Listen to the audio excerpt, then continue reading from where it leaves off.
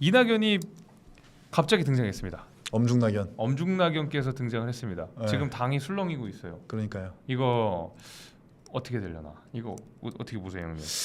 사실 저는 그 우리가 많은 방송에서 평론을 하면서 이낙연 전 총리가 정치 일선에 어떻게 복귀할 것인가라는 걸 내다봤는데 예. 그 인천공항의 출국 기자회견 현장 그 장면 자체가 민주당이 정치 일선 복귀를 선언하는 신호탄이었다. 아니 뭐 본인이 역할 있으면 하겠다 네, 그랬잖아요. 원래 그리고 이낙연 총리의 그 성격상 말 한마디 한마디 단어 하나하나를 굉장히 신중하게 쓰는 사람인데 그렇죠. 엄중낙연. 거의 엄청 뭐 사자후 수준으로 이 정부와 나라와 자신의 책임까지 거론하는 모습을 보면서 대놓고 민주당을 비판하진 않지만 민주당 똑바로 해라는 메시지를 준 것이나 다름이 없다. 그러니까 국가를 비판한다라는 것은 결국 야당이 제대로 못한다라는 비판을 같이 포함하는 거라고 저는 생각을 하거든요. 그렇죠. 네, 그런 의미에서 자기도 본인도 책임이 있다라고 얘기를 한 것이잖아요. 네. 근데 이제 대놓고 민주당을 이제 반성하지 민주당에 대해서 자기가 속한 정당에 대해서 반성하지 않은 이유는 지금 막 혁신위가 출범했기 때문에 이 민주당을 지적해 버리면 정치가 작아져 버린단 말이에요. 그렇죠. 자기가 설 공간이 작아져 버려요. 그러니까 일단은 좀 숨을 죽이면서 뭐 전국에 지금 강의까지 다닌다는 거 아닙니까? 그렇죠. 그렇게 다니면서 이제 자기의 어떤 지지세와 보편적인 국민들이 이렇게 좀 공감을 이끌어내려는 모습을 이제 보이겠죠. 그리고 혁신위가 힘이 빠지거나 뭐 사법 리스크가 실체화되거나 그럴 때 이제 자기의 공간이 있다라고 판단되면 선뜻 들어와 가지고 당의 주류가 되어서 뭐 총선을 이끈다거나 자기 역할을 할 것이다. 그거의 모든 단초가 되는 신호탄이 바로 어제 그 인천공항의 기자회견장이었다. 근데 그 다들 어떻게 보셨는지 모르겠는데 저는 거의 정치 고관 여자, 그러니까 말하면 정치병자인데 그러다 보니까 모든 것을 다 정치적으로 읽게 되는데. 그럼요. 저 혹시 PD님 우리 이낙연 전 대표 귀국 사진 하나 띄울 수 있으면 띄워주시겠어요? 그 귀국 요거 검색해 주시면 하나 할 텐데 사람들로 둘러싸여 있는 거 아니면 둘러싸여 있는 것과 그 다음에 넥타이 색깔이 저는 초록색이었거든요. 그거 하나 찾아서 띄워주세요. 그 형님 우리 정치권에서 민트초코님 저기 보면 좀 초록색이잖아요. 저는 되게 넥타이색을 유심히 봐요. 항상 저 사람이 왜 넥타이색을 저 색을 맸을까를 고민하거든요. 아무래도 신경을 쓰겠죠. 네. 왜냐하면 보시면 여러분 잘 보세요. 방송이나 TV 토론 보시면 국민의힘에서는 항상 빨간색을 차고 나오시잖아요. 네. 그리고 이제 민주당에서는 거의 다가 파란색을 하고 나옵니다. 그리고 이제 뭐 정의당은 노란색을 차고 나오고 뭐 이렇게 하는데. 뭐 멋을 내느라 뭘 하느라 이렇게 상징적인 의미의 넥타이를 하긴 하죠. 근데 왜 초록색일까 저는 생각을 해봤어요. 이낙연 대표가 형님 말대로 한마디도 빠짐없이 그렇지. 다 엄중하게 이야기하는 사람인데 치밀한 사람이죠. 치밀한 사람인데 왜 초록일까? 저는 진짜 정치병자여서 그런지 모르겠는데 한 3가지 정도 생각이 났어요. 3가지나? 동시에. 3가지나 동시에? 3가지. 첫 번째 수박색은 초록색이다. 수박색이 초록색이니까. 수박색이 초록색이다. 오케이. 그래서 그 내가 수박 중 왕수박이다 이 새끼들아. 약간 이런 느낌, 그런 느낌. 왜냐면 이재명 대표가 대선 국면 당시에 경선할 때 이낙연 대표 지지자 보고 뭐라 그랬냐면 우리 안에 수박 기득권자라는 표현을 쓴 게 이재명 대표였거든요. 이낙연 지지자들한테. 그래서 김병민 최고도 그런 표현을 썼지만 왕수박이라는 표현을 쓰더라고요. 왕수박이 돌아왔다. 그러니까 약간 그 초록색 그런 심벌이 하나 있지 않을까라고 하나가 생각이 됐고요.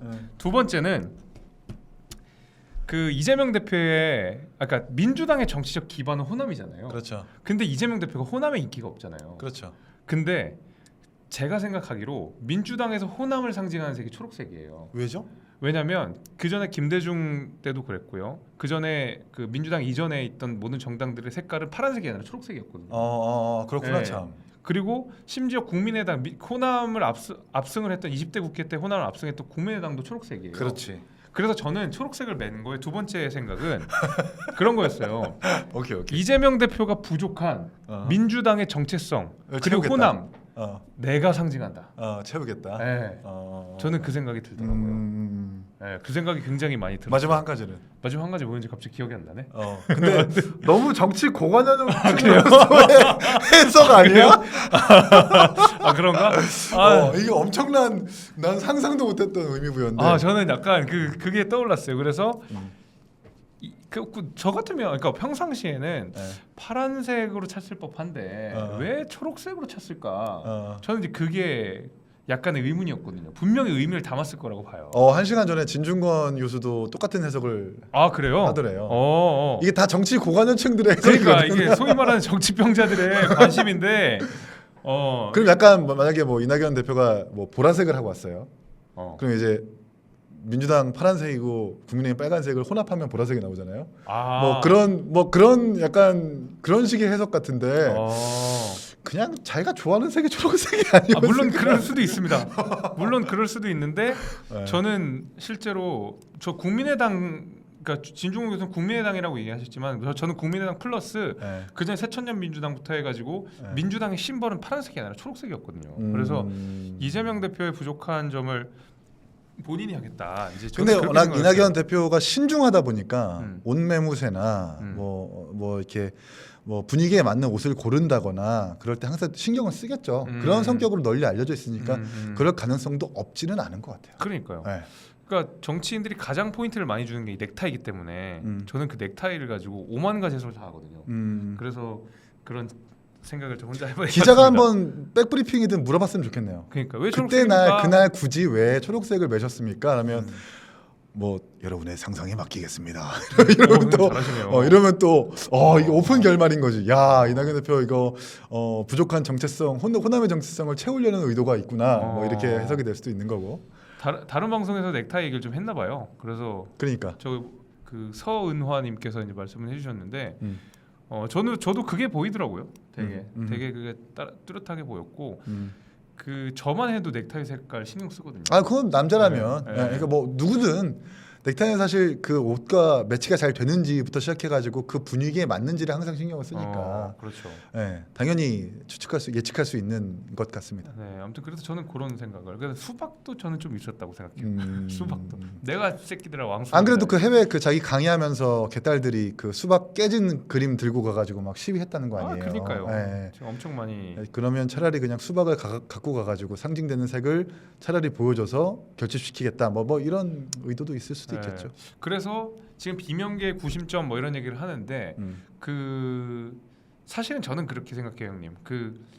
이제 이낙연 대표는 정치적으로 한번 평가를 받은 사람이잖아요. 그렇죠. 그러니까 대선 후보 때 패배를 했고 당 대표까지 했던 여당 대표였던 사람이 그 총리까지 했던 사람이 결국 대선 후보가 안 되고 큰 차이로 이재명 대표한테 졌고 그 이후에 당내 비주류가 일순간에 비주류가 돼버렸는데 어대낙이었다가 어차피 대통령은 이낙연이었다는 호칭을 들고 살던 사람들인데 갑자기 이제 찌그러져 버렸던 것이 있으니까 한번 평가를 받았다고는 생각을 하는데 그럼에도 불구하고 왜 이낙연한테 우리가 이렇게 집중을 하게 되느냐.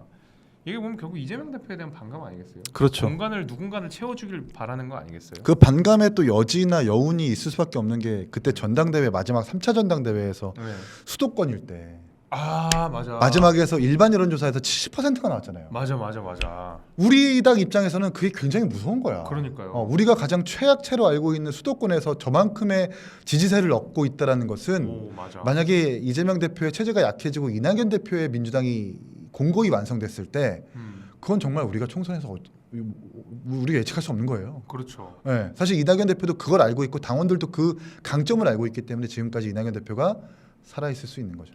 실제로 저한테는 뼈아픈 기억이지만 네. 21대 국회의원 선거 때 당시에 당 지도부는 그 이낙연 대표였잖아요. 그렇죠. 이낙연 당 대표는 심지어 본인이 정치적으로 가장 상징성이 있는 종로에 나가서 결국 우리 당 황교안 대표를 이기고 그렇죠. 본인 당 대표가 됐고 네. 수도권 압승 결국 180석이라는 전무후무한 승리를 거뒀던 사람이긴 해요. 이제 그런 의미에서 이재명 후보보다는 낫죠. 왜냐면은 이재명 본인은 개항으로 갔고 연고도 모두 하나도 없는 개항으로 그러니까. 갔고. 그러니까 이재명은 찌질하고 이낙연은 통이 커요. 그게 맞아요. 그래서 저도 트위터에다가 이번에 올렸거든요. 이낙연 대표의 귀국을 환영합니다. 어쨌든 합리적인 인사들이 당의 주류가 되고 보편적인 국민들을 대변할 수 있는 좋은 날이 어서 오길 기대합니다라고 해서 리트윗이 막 500개, 저야 1000개 누르는데 막 개딸들 나와가지고 뭐 국민의힘이 응원한다는 등 역시 수박이라는 등 뭐 그런 욕을 하긴 하는데 어쨌든 우리 당 입장에서 이낙연 대표가 민주당이 주류가 됐을 때는 굉장히 곤란한 상황이 올 수 있다. 네. 저도 뭐 비슷한 생각입니다. 어쨌든 이재명 대표 체제가 이대로 가기는 어려울 것 같고 이낙연 대표가 아마 칼을 갈고 있었을 거예요. 미국에서 미국에서 다 정보 듣는다고요. 누구 통해서 다 윤영찬 이런 사람 다 동안 딱 들어가지고 일단 네이버 검색을 할 거야 이렇게. 네. 아유 이재명 이 새끼 이거. 야 내가 이럴 줄 알았어 이거. 이러면서 거봐 이거 뭐 하지 말라 그랬잖아 내가 약간 그럼. 이런 식으로 하지 않았을까 이제 싶은데. 당연하지. 예 그렇습니다. 하여튼 이낙연 대표 얘기는 뭐 제가 간단하게 하고 제가 오늘 좀 속도를 내는 이유는 이재명 대표 썰을 좀 들어야 되기 때문에.